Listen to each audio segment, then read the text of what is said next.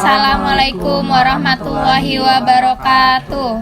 Kami dari kelompok 8 ingin mempresentasikan algoritma pemrograman kami yang bertema aplikasi manajemen keuangan sederhana. Saya Muhammad Syarifat Fafsah Sunjaya, NPM 155. Saya Dinda Rahmawati Putri, NPM 140. Saya Maria Maharena dengan NPM 133. Saya Erinka Cahaya Ramadhania, NPM 123. Saya Muhammad Raffi Kurniawan dengan NPM 120. Jadi dari aplikasi manajemen keuangan sederhana, kita ada beberapa materi. Yang pertama, import dan struktur data akan dijelaskan oleh Dinda. Yang kedua, fungsi buatan sendiri dijelaskan oleh Erinka. Yang ketiga, program utama yang akan dijelaskan oleh Mariam. Lalu yang keempat atau terakhir, yaitu logika dan riset data dijelaskan oleh Raffi. Lalu selanjutnya kita akan memvisualisasikan hasil pemrograman algoritma kita di terminal. Saya Dinda Rahmawati Putri. Di sini saya akan menjelaskan import dan struktur data. Jadi pertama-tama di bagian atas program saya menggunakan dua modul bawaan Python. Modul JSON digunakan untuk menyimpan dan membaca data dari file, dan dengan ini semua riwayat transaksi dapat tersimpan secara permanen, sehingga data tidak hilang meskipun aplikasi ditutup. Sedangkan modul datetime berfungsi untuk mencatat waktu transaksi secara otomatis. Untuk struktur datanya, saya menggunakan list bernama riwayat garis bawah transaksi. Setiap elemen di dalam list ini berbentuk dictionary yang berisi 4 key utama, yaitu ada waktu, jenis, dan keterangan, lalu nominal. Penggunaan list of dictionary ini membuat data lebih terstruktur dan mudah diolah. Lalu saya ingin menjelaskan fungsi utama dari empty list, yaitu list kosong di dalam Python adalah sebagai wadah, keranjang, atau tempat penampungan data sementara di awal program sebelum data aslinya dimasukkan. Sekian penjelasan dari saya, selanjutnya akan dijelaskan oleh rekan saya. Baik, selanjutnya di sini saya akan menjelaskan tentang fungsi buatan sendiri. Lalu selanjutnya di sini ada fungsi memuat garis bawah data buka kurung siku garis bawah data tutup kurung buka kurung tutup kurung. Nah, fungsi ini bertugas membaca data yang tersimpan di file JSON.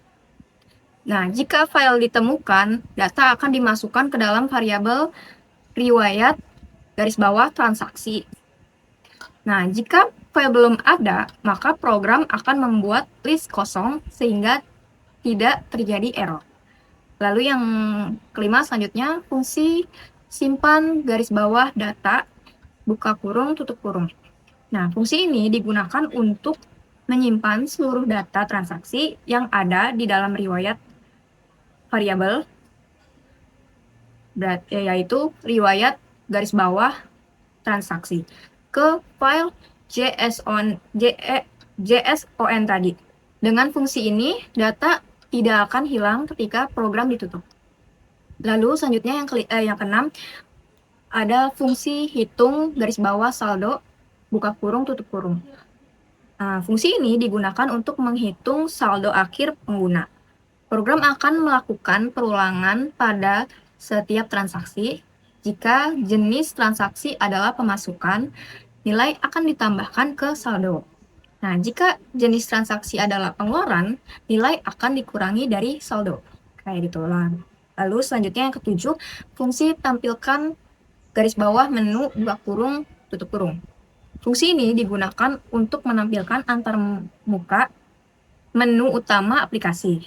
Nah, selain menampilkan pilihan menu, fungsi ini juga menampilkan saldo saat ini yang diperoleh dari fungsi hitung garis bawah saldo buka kurung tutup kurung. Selanjutnya yang ke-8, fungsi tambah garis bawah transaksi buka kurung jenis tutup kurung. Fungsi ini digunakan untuk menambahkan transaksi baru. Pengguna diminta memasukkan keterangan dan nominal dari transaksi. Nah, setelah itu, data disimpan dalam bentuk dictionary yang berisi jenis, keterangan, dan nominal transaksi. Data itu kemudian ditambahkan ke riwayat garis bawah transaksi dan disimpan ke file JSON tadi. Lalu selanjutnya fungsi lihat garis bawah laporan buka kurung tutup kurung. Fungsi ini digunakan untuk menampilkan seluruh riwayat transaksi yang telah dicatat. Program ini akan menampilkan nomor transaksi, jenis transaksi, keterangan, dan nominal. Nah, di akhir laporan juga ditampilkan saldo akhir dari si pengguna. Lalu selanjutnya, fungsi dari riset garis bawah data buka kurung tutup kurung. Fungsi ini digunakan untuk menghapus seluruh data transaksi. Sebelum data itu dihapus, program akan meminta konfirmasi kepada pengguna untuk menghindari penghapusan yang tidak disengaja. Kayak gitu. Lalu selanjutnya, program utama. Pada bagian ini, program pertama kali memanggil fungsi dari muat garis bawah data buka kurung tutup kurung untuk mengambil data yang tersimpan sebelumnya. Setelah itu, program menjalankan perulangan dari while true agar menu terus muncul sampai pengguna memilih keluar. Lalu yang terakhir, percabangan if, elif, dan else. Percabangan ini digunakan untuk menu yang dipilih si pengguna. Jika pengguna memilih angka 1, maka program akan mencatat pemasukan, angka 2 untuk pengeluaran, angka 3 untuk melihat laporan, lalu angka 4 untuk menghapus data, dan angka 5 untuk keluar dari aplikasi. Jika input tidak sesuai, program akan menampilkan pesan bahwa pilihan tidak valid. Begitu aja, sekian dari saya. Selanjutnya saya akan kembalikan ke rekan saya. Nah, menu yang ketiga ada laporan transaksi. Elif pilihan sama dengan petik 1 3 petik 1 titik 2. Jika pengguna memilih menu 3, program akan menampilkan seluruh riwayat transaksi. If elm buka kurung riwayat garis bawah transaksi tutup kurung sama dengan 0.2. Program mengecek apakah ada transaksi yang tersimpan. Lalu print buka kurung petik 2 belum ada transaksi, petik 2 tutup kurung. Jika belum ada transaksi, program menampilkan pesan bahwa data masih kosong. Lalu for i, trx in enumerate buka kurung riwayat garis bawah transaksi tutup kurung titik 2. Jika ada data, program akan menampilkan semua transaksi satu persatu. Lalu simbol sama dengan petik 2 plus petik 2 if titik else petik 2 garis bawah petik 2. Program memberikan simbol petik 2 plus itu untuk pemasukan, petik 2 min itu untuk pengeluaran. Nah, selanjutnya ada buka kurung, titik-titik, tutup kurung menampilkan informasi transaksi berupa tanggal, keterangan, jenis transaksi, dan nominal uang. Selanjutnya yang terakhir ada print. Buka kurung, F, petik 2, sisa saldo terakhir, titik-titik, petik 2, lalu tutup kurung. Setelah semua transaksi ditampilkan, program menghitung dan menampilkan saldo akhir yang masih tersisa. Baik, selanjutnya kita akan bedah logika pada bagian akhir dari struktur percabangan aplikasi ini, yaitu ada fitur reset data pada menu keempat, menu keluar, dan penanganan error. Yang pertama, pada elif pilihan sama dengan 2, titik atas 4, saya menerapkan sistem penghapusan data 2 tahap untuk memastikan keamanan data pengguna. Sistem konfirmasi ganda, sebelum menghapus, program akan mencetak peringatan atau warning dan meminta input konfirmasi berupa huruf Y atau tidak. Ini adalah bentuk proteksi user experience agar data tidak hilang hanya karena pengguna tidak sengaja menambahkan angka 4, yaitu ada manipulasi string atau lower buka kurung tutup kurung. Pada baris evaluasi, if konfirmasi titik lower buka kurung tutup kurung sama dengan 2 tanda kutip y atau ya. Titik 2, saya sengaja menambahkan fungsi titik lower buka kurung tutup kurung. Tujuannya agar sistem bersifat case intensif. Jadi, entah pengguna yang mengetik huruf Y kapital maupun huruf Y kecil, program tetap bisa membaca persetujuan tersebut tanpa error.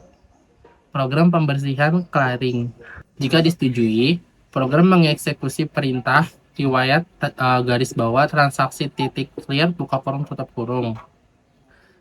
Ini adalah metode bawa Python untuk mengosongkan seluruh isi dari dalam list memori. Selanjutnya, sinkronisasi file. I garis miring O. Setelah list di memori dikosongkan, program langsung memanggil fungsi simpan garis bawah data buka kurung tutup kurung. Karena list sudah dalam keadaan kosong, modul JSON akan menimpa berkas database yang lama menjadi berkas baru yang isinya kosong. Hasilnya, saat dicetak, saldo pengguna akan otomatis kembali menjadi Rp0 secara permanen. Selanjutnya, untuk elif pilihan sama dengan 2.2 atas 5, logikanya sangat sederhana. Saya menggunakan perintah break seperti yang kita tahu, seluruh antarmuka aplikasi ini dibungkus dalam perulangan while true. Perintah break ini berfungsi sebagai rem darurat untuk memutus dan menghentikan perulangan tersebut secara total, sehingga aplikasi resmi ditutup. Selanjutnya, baris paling bawah terdapat blok penutup else.2. Ini berfungsi sebagai error handling atau penanganan kesalahan. Jika pengguna secara langsung iseng atau tidak sengaja memasukkan angka seperti 7, 9 atau huruf acak yang tidak ada di menu 1-5, program tidak akan crash atau mati. Sistem akan merusak ke blok else ini mencetak pesan bahwa input tidak valid, lalu mereka masih di dalam perulangan while. Program akan kembali menampilkan menu utama. Baik, dengan struktur jam ini aplikasi menjadi jauh lebih efektif, aman dari kesalahan input, dan mampu mengelola data memori dengan sangat efisien. Baik, selanjutnya akan divisualisasikan oleh rekan saya yang berikut.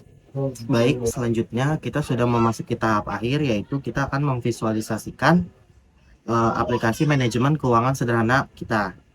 Kita akan memvisualisasikannya di terminal.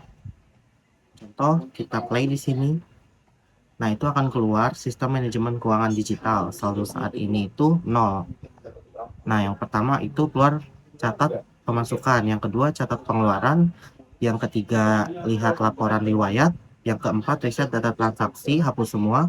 Yang kelima, keluar aplikasi. Jadi, kami mengadakan reset data transaksi jika kita sudah di akhir bulan atau sudah tahu nih sebulannya itu pemasukan dan pengeluaran kita berapa. Jadi kita bisa reset datanya untuk di bulan ke depan. Misalkan kita ketik 1 untuk catat pemasukan.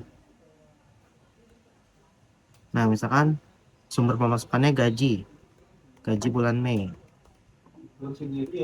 Nah, masukkan angka 5 juta. Nah, keluar nih saldo saat ini 5 juta. Lalu misalkan kita tambahkan lagi pemasukan bonus nih, misalkan contohnya sumber pemasukan contoh bonus gaji bulan Mei.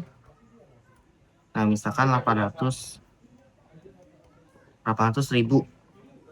Nah, di sini langsung keluar saldo saat ini itu 5.800.000. Nah, contoh lagi misalkan kita punya pengeluaran nih, pengeluaran bayar kos misalnya. Kita klik 2 untuk catat pengeluaran.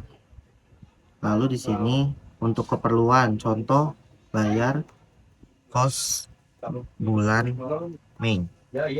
Nah, kita ketik di sini berapa kos kita per bulan, misalkan 2.500.000. 2.500.000 tuh nolnya berapa? 5. Nolnya berapa? 5. 5. Nah, misalkan di sini uang kos kita per bulan itu 2.500.000. Kita ketik di sini 2.500.000, lalu kita enter. Nah, di sini keluar nih saldo saat ini 3.300.000. Nah, misalkan kita pengeluaran lagi nih, catat pengeluaran 2, kita klik 2 untuk catat pengeluaran, lalu untuk bayar listrik misalnya. Di sini kita tinggal ketik 500.000.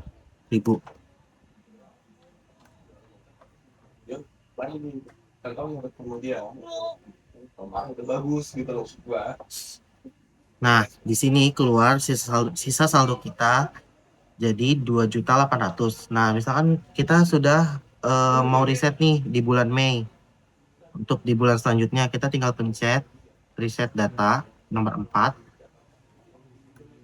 Lalu di sini keluar peringatan, tindakan ini akan menghapus semua riwayat pemasukan dan pengeluaran secara permanen. Apakah Anda ingin melanjutkan? Nah, di sini keluar pilihan iya atau tidak. Kita pencet misalkan iya. Nah, di sini keluar lagi saldo saat ini 0 karena kita sudah mereset. Nah, jika sudah selesai untuk mencatat semua pemasukan dan pengeluaran kita tinggal pencet 5 untuk keluar dari aplikasi. Nah, di sini sudah keluar. Terima kasih telah menggunakan aplikasi ini. Baik, sekian penjelasan dari kami. Tugas besar kami terkait aplikasi manajemen keuangan sederhana dari kelompok 8. Kurang lebihnya mohon maaf. Dan wassalamualaikum warahmatullahi wabarakatuh.